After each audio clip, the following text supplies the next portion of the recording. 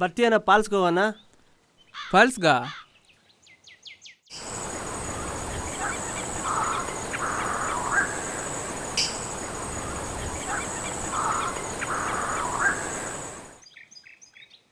ಇಲ್ಲ ಹೋಗ್ಬಾ. ಯಾಕೋ? ಪೇಟೆಗೆ ಹೋಗಿ ಗೊಬ್ಬರ ತರಬೇಕು. ಗೊಬ್ಬರನ ಏನಕ್ಕೆ? ಯಾಕ? ಇಲ್ಲಿ ನೋಡು, ಅಲ್ಲಿ ನೋಡು.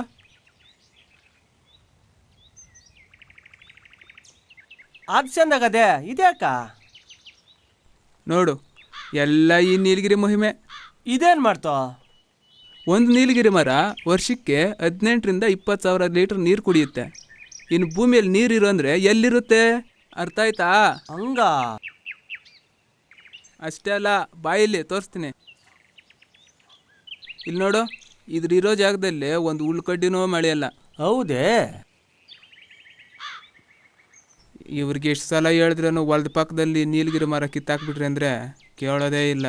ಏನು ಜನನೋ ಏನೋ, ಎಲ್ಲ ನಾಶ ಮಾಡ್ತಾರೆ. ನಾನು ಹೇಳಿದ್ದೀನಿ, ಈ ನೀಲಗಿರಿ ಮರ ಕಿತ್ತಾಕ್ಬಿಟ್ಟು ರಾಗಿನೋ ಉಳ್ಳಿನೋ ಸೆಲ್ರಿ ಅಂತ. ಹಂಗಾದ್ರೆ ಇದಕ್ಕೆ ತೊಂದರೆನೇ ಜಾಸ್ತಿ. ಇದರಿಂದ ನೋಡಲ್ಲೇ, ಓ, ನೀರು ಸಿಗದಿದ್ದು ಬೋರು 1000 ಅಡಿ ಬೋರ್ ಹಾಕ್ಸಿದ್ರೇನೋ ಒಂದು ಡ್ರಾಪ್ ನೀರು ಸಿಗೋದಿಲ್ಲ. ಮೋಡ್ಗಳನ್ನೆಲ್ಲ ಚೆದರ್ಸ್ಬಿಡ್ತದೆ, ಮಳೆನೇ ಬರೋದಿಲ್ಲ. ಇದನ್ನೆಲ್ಲ ಹೊಡಿತಾರೆ, ಅದನ್ನ ನೋಡಿ ಅಲ್ವೇ? ಅದು ದುಡ್ಡು ಕೊಡ್ತದೆ. ಇದೇನು ಕೊಡ್ತದೆ? ಇದು ಒಳ್ಳೆ ನೆರಳು ಕೊಡ್ತದೆ, ಗಾಳಿ ಕೊಡ್ತದೆ, ಅದೆಲ್ಲ ನಾಶ ಮಾಡ್ತದೆ, ಗಾಳಿನ ಚೆದರ್ಸ್ತದೆ. ಬಾ, ಕರೆಕ್ಟಾಗೈತೆ.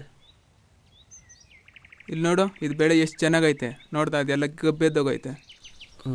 ಅದು ಸರಿ ಅನ್ನು. ಸರಿ, ನಾ ಬರಲಾ? ಪೇಟೆಗೆ ಹೋಗ್ಬೇಕು. ನೀನು ಹೇಳಿದ ಕರೆಕ್ಟು. ಈ ಸರ್ಕಾರದವರು ರೈತರು ಬೆಳೆ ಭೂಮಿನೆಲ್ಲ ಕಿತ್ಕೊಂಡು ಫ್ಯಾಕ್ಟ್ರಿಗಳು, ಬಿಲ್ಡಿಂಗ್ಗಳು ಎಲ್ಲ ಕಟ್ತಾರೆ. ನೀನು ಹೇಳ್ದಂಗೆ ಇಂಥ ಬೆಳೆಯ ಭೂಮಿಗಳನ್ನ ಕಿತ್ಕೊತಾರೆ. ಇಂಥ ಕೃಷಿ ಭೂಮಿಗಳನ್ನ ಕಿತ್ಕೊಂಡ್ರೆ ನಾವು ಏನು ಬೆಳೆ ಬೆಳೆಯೋದು, ಏನು ತಿನ್ನೋದು? ನಾವೆಲ್ಲ ರೈತರು ಎಲ್ಲಿಗೆ ಹೋಗೋದು?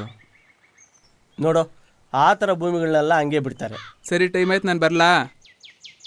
ಸಿಗ್ತೀನಿ ಆಮೇಲೆ. ಸ್ವಲ್ಪ ಇರೋ. ಯಾಕೆ? ಹೋಗ್ಲಿ, ಒಂದು ಮಾತು ಹೇಳ್ತೀನಿ.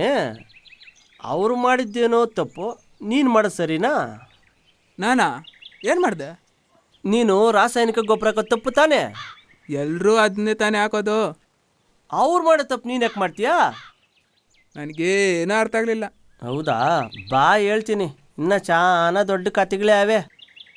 ಹಿಂದೆ ಅಕ್ಕಿ ಪಿಕ್ಕಿಗಳಕ್ಕೆಲ್ಲನೂ ಹಣ್ಣುಗಳು ಹಂಪಲು ಸಿಗ್ತಾಯಿತ್ತು. ಇವಾಗೆಲ್ಲ ಏನು ಸಿಗ್ತೈತೆ? ಅದು ಕರೆಕ್ಟೇ. ಇವಾಗ ಏನು ಸಿಗ್ತೈತೆ ನೋಡಿ, ಈ ಥರ ಎಲ್ಲ ಒಣಗೋಗಿತ್ತು ಮರ ಅಷ್ಟೇ.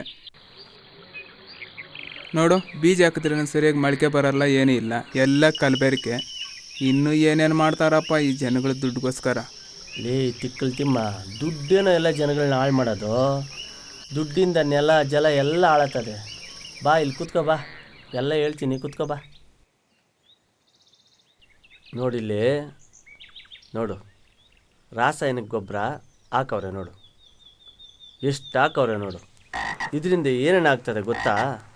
ಇದು ಮಣ್ಣಕ್ಕೆ ಬೆರಕೆ ಆದರೆ ಮಳೆ ಬಂದಾಗ ಮಳೆ ನೀರಿಗೆ ಸೇರಿಕೊಂಡು ಕೆರೆ ಕುಂಟೆ ಸೇರ್ಕೊತದೆ. ಅದೇ ನೀರನ್ನ ದನಗಳು, ಕರುಗಳು, ಜಾನುವಾರುಗಳು ಕುಡಿತವೆ. ಈ ಕಡೆ ಹುಲ್ಲು ಕಲಬೆರಕೆ ಆಗ್ತದೆ, ಆವಾಗ ಅದು ವಿಷ ಆಗ್ತದೆ. ಆ ವಿಷ ಹಸುಗಳು ಹೊಟ್ಟೆ ಸೇರ್ಕೊತದೆ. ಇವಾಗ ಹೇಳು, ವಿಷ ತಿಂದಿರೋ ಹಸು ಅಮೃತನ ಕೊಡ್ತದೆ? ಇದು ರಾಸಾಯನಿಕ ಗೊಬ್ಬರದ ಮಹಿಮೆ. ಅದಕ್ಕೆ ನಾವು ಬೆಳೆದಿರೋ ಬೆಳೆಗಳನ್ನೆಲ್ಲ ಮಾರಿಬಿಟ್ಟು ತಿಪ್ಪೆ ಗೊಬ್ಬರ ಹಾಕಿ ಬೆಳೆದಿರ್ತಾರೆ ನೋಡು, ಅವ್ರ ಹತ್ರ ತಗೊಳ್ಳೋಣ. ಅವರು ನಿನ್ನಂಗೇನೆ, ಅವ್ರೇನು ಅಮೃತನಾಗಿ ಬೆಳೆದಿರ್ತಾರೆ ಹೊಲಕ್ಕ? ಕೈಯಲ್ಲಿ ಮೊಸರನ್ನ ಮಾಡ್ಕೊಂಡು ಅಳಿಸಿದ್ದನ್ನ ಯಾಕೆ ಇಟ್ಕೊಂಡು ಹೋಗ್ತೀಯ? ನೋಡು ಬಾ, ಬಿಸಿಲು ಜಾಸ್ತಿ ಆಗುತ್ತೆ ಹೇಳ್ತೀನಿ. ಏನು ಬಿಸಿಲಪ್ಪ ಇವತ್ತು, ಜೋರಾಗಿ ಮಳೆ ಬರಂಗೆ ಅದೇ ಇವತ್ತು. ನಮ್ಮ ತಾತನವ್ರ ಕಾಲದಲ್ಲಿ ಹೊಲ್ದ ಹತ್ರ ಒಂದು ಕುಂಟೆ ಮಾಡ್ತಾಯಿದ್ರು. ಮಳೆ ಬಿದ್ದಾಗ ಹೊಲದಲ್ಲಿ ಬೀಳೋ ನೀರೆಲ್ಲ ಹೋಗಿ ಕುಂಟೆ ಸೇರ್ತಾಯಿತ್ತು. ಮಳೆ ಬೀಳದೆ ಇರೋ ಟೈಮಲ್ಲಿ ಆ ಕುಂಟೆನಲ್ಲಿರೋ ನೀರಲ್ಲಿ ಎತ್ಕೊಂಡೋಗಿ ಹೊಲಕ್ಕಾಗ್ತಾ ಇದ್ರು. ಹಾಂ ಹಸು ಕುರಿಗಳೆಲ್ಲ ಅದೇ ನೀರನ್ನ ಕುಡಿತಾ ಇತ್ತು. ಆಗ ನೀರು ಪರಿಶುದ್ಧವಾಗಿತ್ತು. ನಮ್ಮ ತಾತನವರು ರಾಸಾಯನಿಕ ಗೊಬ್ಬರ ಹಾಕ್ತಿರ್ಲಿಲ್ಲ. ಇನ್ನೊಂದು ವಿಷಯ ಗೊತ್ತಾ, ನಮ್ಮ ತಾತ 120 ವರ್ಷ ಬದುಕಿದ್ನಂತೆ.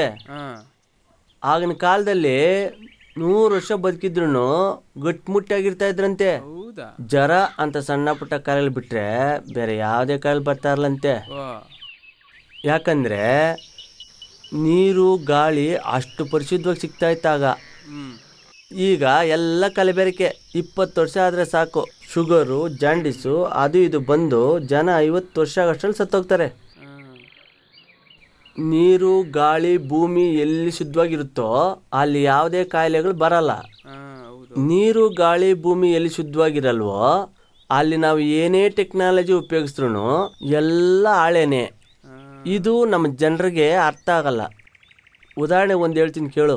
ನಮ್ಮ ತಾತ ಮುತ್ತಾತ, ಆವಾಗ ಮುತ್ತಾತನವರು ಮನೆ ಕಟ್ಟಿರೋದು 200 ವರ್ಷ ಆಗೈತೆ, ಇನ್ನೂ ಹಂಗೆ ಗಟ್ಟಿಯಾಗೇ ಐತೆ. ಮಣ್ಣಲ್ಲಿ ಕಟ್ಟಿರೋದು. ಅದೇ ಈಗ ಕಟ್ತಾರೆ ಮನೆ 50 ವರ್ಷ ಆಗೋದಕ್ಕೇನೆ ಬಿದ್ದೋಗ್ತದೆ, ಕೆಲವೊಂದು ಕಟ್ತಾನೆ ಬಿದ್ದೋಗ್ತದೆ. ಸಿಮೆಂಟು ಕಂಬಿ ಮರಳು ತಂದ್ಬಿಟ್ಟು ಅದನ್ನೆಲ್ಲ ಮಿಕ್ಸ್ ಮಾಡಿ ಕಟ್ತಾರೆ.